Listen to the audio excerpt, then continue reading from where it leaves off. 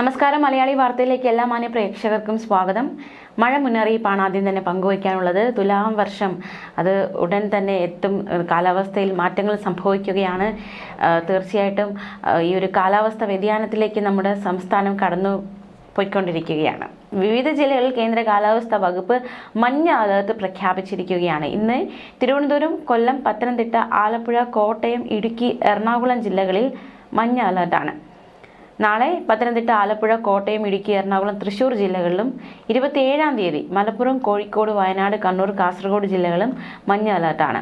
ഒറ്റപ്പെട്ട ശക്തമായ മഴയ്ക്കുള്ള സാധ്യതയാണ് പ്രവചിക്കപ്പെട്ടിരിക്കുന്നത്. 24 മണിക്കൂറിൽ 64.5 മില്ലിമീറ്റർ മുതൽ 115.5 മില്ലിമീറ്റർ വരെ മഴ കിട്ടുന്ന സാഹചര്യത്തെയാണ് ശക്തമായ മഴ എന്നതുകൊണ്ട് അർത്ഥമാക്കുന്നത്. തിരുവനന്തപുരം, കൊല്ലം, ആലപ്പുഴ, കോട്ടയം, എറണാകുളം, തൃശൂർ, മലപ്പുറം, കോഴിക്കോട്, കണ്ണൂർ, കാസർഗോഡ് ജില്ലകളിൽ ഒറ്റപ്പെട്ട ഇടങ്ങളിൽ ഇടിമിന്നലോട് കൂടിയ നേരിയ ഇടത്തരം മഴയ്ക്കും മണിക്കൂറിൽ 40 കിലോമീറ്റർ വരെ വേഗതയിൽ ശക്തമായ കാറ്റിനും വരും മണിക്കൂറുകളിൽ സാധ്യതയുണ്ട്. വടക്കൻ ഒഡീഷ, വടക്ക് പടിഞ്ഞാറൻ ബംഗാൾ ഉൾക്കടലിനും ഗംഗാതട പശ്ചിമ ബംഗാളിനും മുകളിലായി ന്യൂനമർദ്ദം സ്ഥിതി ചെയ്യുന്നുണ്ട്. വരുന്ന മണിക്കൂറുകളിൽ ഇത് ദുർബലമാകാൻ സാധ്യതയുണ്ട്. മ്യാൻമാർ തീരപ്രദേശങ്ങളും അതിനോട് ചേർന്നുള്ള കിഴക്കൻ മധ്യ ബംഗാൾ ഉൾക്കടലിന് മുകളിലായി ചക്രവാത ചുഴിയും രൂപപ്പെട്ടിട്ടുണ്ട്. ഇത് പടിഞ്ഞാറ് ദിശയിലേക്ക് ക്രമേണ നീങ്ങി ഇന്ന് വടക്കൻ ബംഗാൾ ഉൾക്കടലിനും അതിനോട് ചേർന്നുള്ള മധ്യ ബംഗാൾ ഉൾക്കടലിന് മുകളിലായി പുതിയ ന്യൂനമർദ്ദമായി ശക്തി പ്രാപിക്കാൻ സാധ്യതയുണ്ട്. ഇത് പടിഞ്ഞാറ് ദിശയിലേക്ക് നീങ്ങുകയും നാളെയോടെ തെക്കൻ ഒഡീഷ, വടക്കൻ ആന്ധ്രാപ്രദേശ് തീരങ്ങൾക്ക് സമീപമുള്ള വടക്കു പടിഞ്ഞാറൻ അതിനോട് ചേർന്നുള്ള പടിഞ്ഞാറൻ മധ്യ ബംഗാൾ ഉൾക്കടലിൽ തീവ്ര ന്യൂനമർദ്ദമായി വീണ്ടും ശക്തിപ്പെടാൻ സാധ്യതയുണ്ട്. സെപ്റ്റംബർ 27ഓടെ ഇത് തെക്കൻ ഒഡീഷ, വടക്കൻ ആന്ധ്രാപ്രദേശ് തീരത്ത് കരയിൽ പ്രവേശിക്കാൻ സാധ്യതയുണ്ടെന്നും കേന്ദ്ര കാലാവസ്ഥാ വകുപ്പ് അറിയിച്ചു.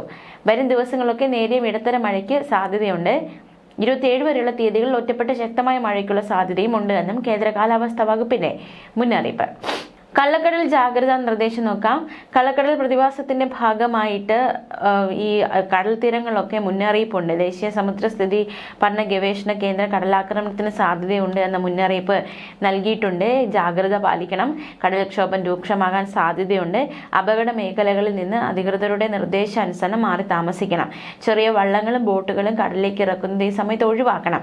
കള്ളക്കടൽ പ്രതിഭാസത്തിനും ഉയർന്ന തിരമാലയ്ക്കും സാധ്യതയുള്ള ഘട്ടത്തിൽ കടലിലേക്ക് മത്സ്യബന്ധന യാനങ്ങൾ ഇറക്കുന്നത് പോലെ തന്നെ അപകടകരമാണ് കരയ്ക്ക് അടുപ്പിക്കുന്നത്.